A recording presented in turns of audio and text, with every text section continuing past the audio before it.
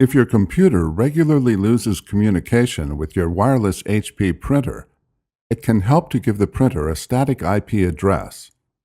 This video shows how to assign a static IP address to your HP printer using the Embedded Web Server or EWS.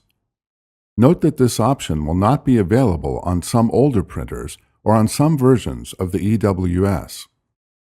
In this video, we will use a mouse to select items.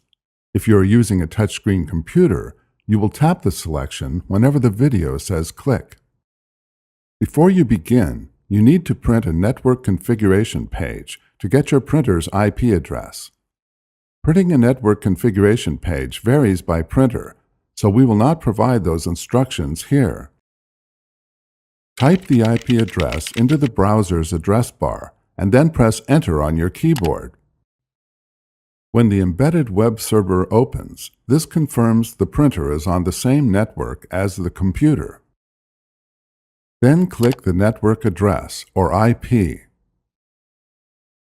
Click Manual IP, and then click Suggest a Manual IP Address. After the manual IP address populates, click Manual DNS Server. Using the network configuration page you printed, locate the DNS server addresses for your printer. Type the DNS server addresses for your printer into the Manual Preferred DNS Server field and the Manual Alternate DNS Server field. Click Apply.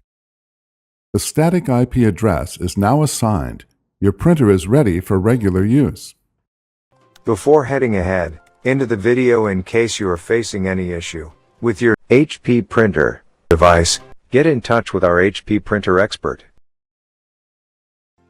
Thanks for watching, and don't forget to smash that like button and hit the subscribe button so that you don't miss any of our videos, and in the case face any problem, get in touch with the experts.